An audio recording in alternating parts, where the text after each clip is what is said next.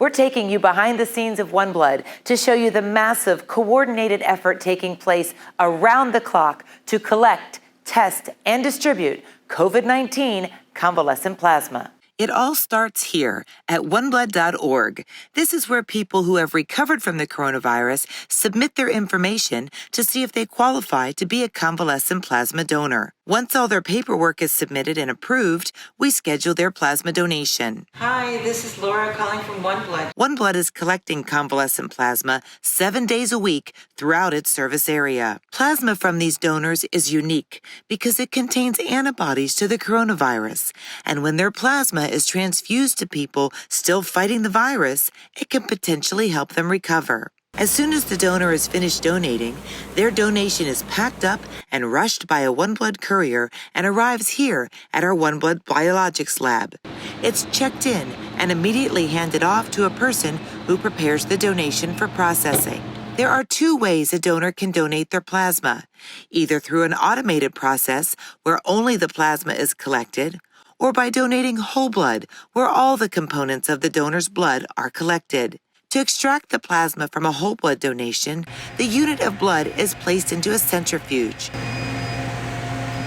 Minutes later, it emerges.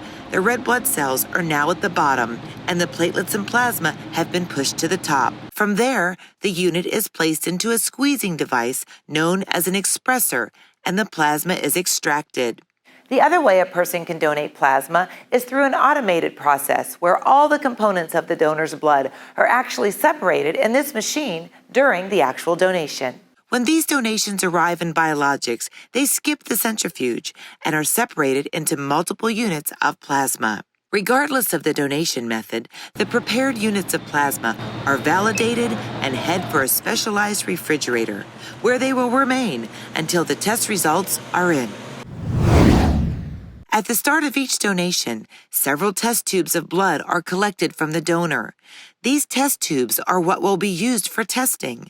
The test tubes take a different path and are taken by a courier to OneBlood's testing facility. More than a dozen tests must be performed to ensure the donation is safe, a process that takes several hours to complete. We know that there's patients in dire need for these products, so we are constantly, urgently trying to push these to the hospitals and patients so that they can get the best care that they need. When the results are in, they are immediately relayed back to the biologics lab, and things play out quickly. As you can see, it's a very urgent situation.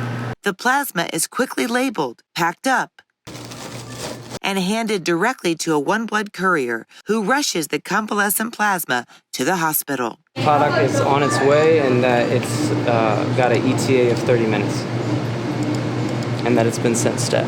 OneBlood was able to track the blood at different stages and bring it us in person within 12 hours time period. This is a very, very well coordinated effort by a lot of people.